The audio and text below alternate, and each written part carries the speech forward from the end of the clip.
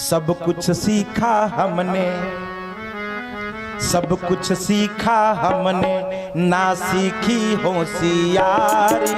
सब कुछ सीखा हमने, ना सीखी होशियारी। सच है दुनिया वालों की हम हैं अनाड़ी।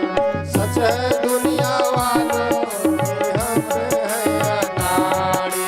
सब कुछ सीखा हमने, ना सीखी होशियारी। सच है सब कुछ सीखा हमने, ना सीखी होशियारी। सब कुछ सीखा हमने, ना सीखी होशियारी। सच है दुनिया वालों, सच है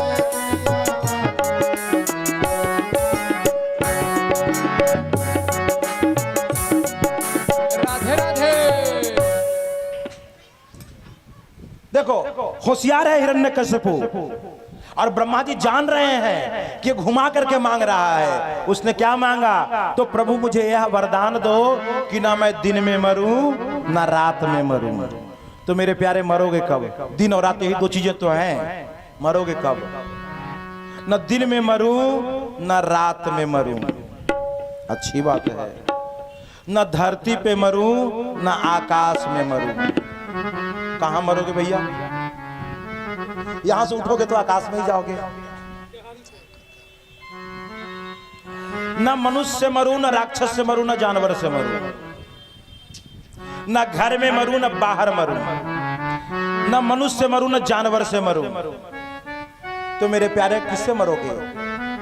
ब्रह्मा जी जान रहे थे कि ये अर्थात कहीं कोई ऑप्शन बचा नहीं है मरने का इसका, लेकिन फिर भी अनाड़ी बन करके वो होशियार अपने आप को बन गया। और ब्रह्मा जी अनाड़ी बन के बोला जाओ ठीक है। जैसे ही उसने ये वरदान प्राप्त किया ना, वो निरंकुश हो गया। आकर के सभी देवताओं को सबसे पहले गया स्वर्ग में, और वहां जा करके इंद्रलोक में गया, और वहां जा करके पहले देवताओं को जम करके कूटा, बोले भाग यहां से। और अंत में जैसे ही देवता लोग कुटाने लगे, इंद्र तो वहां से निकल पड़े। जब इंद्र भाग गया तो हिरण्यकश्यप वहां का राजा बन गया, और जाकर के अपने दूतों को कह दिया, अपने राक्षसों को, कि जाओ और जाकर के तीनों लोक में खबर फैला दो कि अब स्वर्ग का राजा हिरण्यकश्यप है। इसलिए जो जितना पाप कर सकता है वो करो, धर्म को समाप्त करो, संत महात्मा साधु संत मुनिजनों को समाप्त करो, उनको प्रताड़ित करो, दंड दो। स्वर्ग तुम्हारे लिए हिरण्यकश्यप ने खोल करके रखा है, नरक नहीं जाना है तुमको। हिरण्यकश्यप के जब इतने बड़े आतंक बढ़ गए, मेरे प्यारे एक चीज सोचना पड़ेगा आपको कि आखिर इंद्र को स्वर्ग क्यों छोड़ना पड़ा। एक कारण तो आपने कल सुना था, वृत्रासुर नाम के ब्राह्मण का वध किया था उसने। ब्रह्म हत्या सबसे बड़ा पाप है। ब्राह्मण को प्रताड़ित करना, ब्राह्मण को कष्ट देना सबसे बड़ा पाप है। तो एक तो गलती इंद्र ने कर दी थी कि वृत्रासुर उसके गुरु का पुत्र था और ब्राह्मण थे, और ब्राह्मण के पुत्र की हत्या कर दी थी इंद्र ने। वृत्रासुर का युद्ध में मारा गया था ना इंद्र, और उससे पहले उसके भाई त्रिशरा का भी वध किया था। दो ब्रह्म हत्या की थी उसने। तीसरा का मैं आगे बताऊंगा, तीसरी गलती क्या करी थी। तो मेरे प्यारे,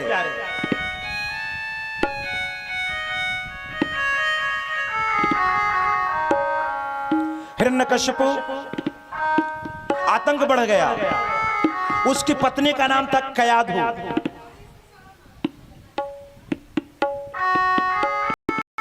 अरे मैया, हमारे लाला का तूने पहले दर्शन करवा दिया, और इसी लाला को देखने के लिए तो लोग तरस रहे थे। इसको छुपा के रखो।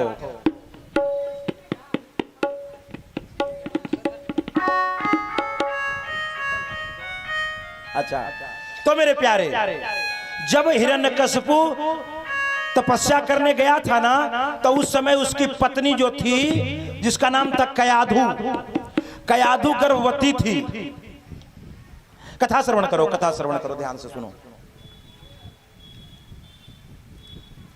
कयाधु गर्भवती थी। अब इंद्र ने जैसे ही देखा कि हिरण्यकश्यप तपस्या के लिए चला गया है, तो इंद्र ने कयाधु को बंदी बना करके लेकर के जा रहा था स्वर्ग में। तो बीच में नारद जी मिल गए और नारद जी ने कहा, है इंद्र, कहां जा रहे हो?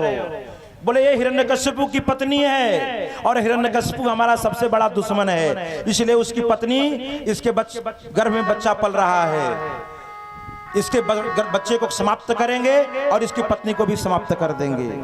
नारद जी संत हृदय थे, उन्होंने कहा, अरे इंद्र, तुम देवता हो, तुमको समझ में नहीं आती है, चलो छोड़ो इसको। तो नारद जी ने कयाधु को छुड़ाया और छुड़ा करके अपने आश्रम पे रख लिया। नारद जी उस समय वहीं रहने लगे कुछ दिन के लिए कयाधु के साथ।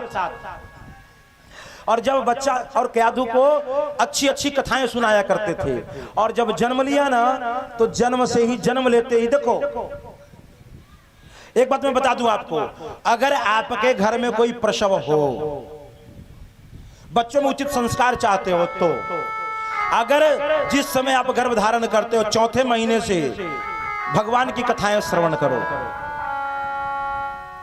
घर में उलूल जुलूल चित्र देखना बंद कर दो, भगवान का चित्र लगाओ।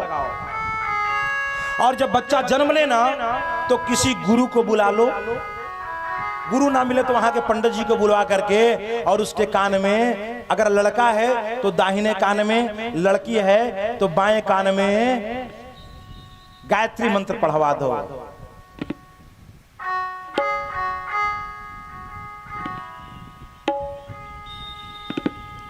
पक्का वादा है कि वो संस्कारी निकलेगा और रोग तो उसमें समाएगा ही नहीं। महाराज जी जो पारायण कर रहे हैं ना भागवत का, उदाहरण है उनके 2 पोते हुए एक साथ। संजोग से एक पोता बीमार पड़ गया और हॉस्पिटल में गया था, और मैं भी वहां गया। मैंने उनको ये बात बताई, उन्होंने बोला तब तुम आ ही गए हो तो आप ही कर दो। और मैंने किया, जिसके कान में गायत्री मंत्र गया वो स्वस्थ है, और जिसके कान में नहीं गया वो बीमार रहता है, जबकि दोनों जुड़वा हैं।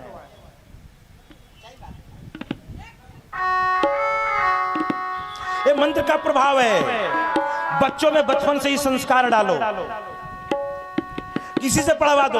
अगर गायत्री मंत्र नहीं पढ़ सकते पंडित जी, उनसे कोई भगवान का नाम उसके कान में डलवा दो, गारंटी है बच्चा स्वस्थ होगा, संस्कारवान और संस्कारी हो, ज्ञानी होगा वो। तो मेरे प्यारे, नारद जी जब प्रहलाद जी जन्म लिए तो नारद जी बचपन से ही उसके कान में गुरु मंत्र दे दिया, उसको पढ़ाने लगे। जब हिरण्यकश्यपु वर प्राप्त करके आया तो अपनी पत्नी को लेकर के आया, और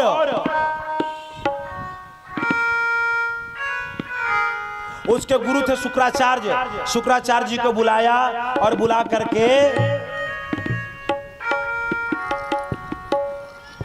शुक्राचार्य जी को बुलाया और शुक्राचार्य जी को बुला करके वो बोला, गुरुजी अब हमारा पुत्र प्रहलाद हो गया है। प्रहलाद के 4, हिरण्यकश्यपु के 4 पुत्र थे, उसमें सबसे छोटा प्रहलाद था। बोले महाराज ये छोटा वाला बेटा जो प्रहलाद है ना, इसको गुरुकुल में भेजना चाहिए, कुछ शिक्षा भी देना चाहिए। तो शुक्राचार्य के 2 पुत्र थे जिनका नाम था संड और अमर्क। तो संडा अमर्क ये दोनों गुरुकुल चलाया करते थे, वेद विद्यालय। तो प्रहलाद को वहां भेजा गया और प्रहलाद को संडा अमर्क को कहा गया कि आप जाकर के और इसको सिखाइए, इसको सिखाइएगा, यही सिखाइएगा कि संसार का संपूर्ण तीनों लोकों का मालिक कौन है, तो हिरण्यकश्यपु। भगवान कौन है, तो हिरण्यकश्यपु।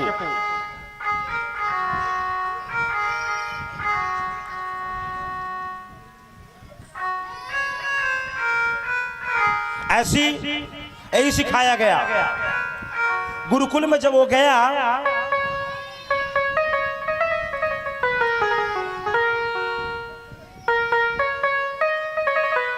तो गुरुजी ने सिखाया कि बोलो बेटा, मेरे प्यारे शांति से, शांति बनाइए। श्री राधे राधे। राधे राधे बोलना पड़ेगा। जय जय श्री राधे, जय जय श्री राधे, जय जय श्री राधे, जय जय श्री राधे। तो मेरे प्यारे गुरुजी ने सिखाया कि इस धरती का, इस तीनों लोगों का भगवान हिरण्यकशिपु है। हिरण्यकशिपु ही भगवान है। प्रहलाद जी ने कहा गुरुजी गलत बोल रहे हो, पाठ भूल गए हो। बोले क्या? बोले भगवान तो सबके मालिक तो श्री हरि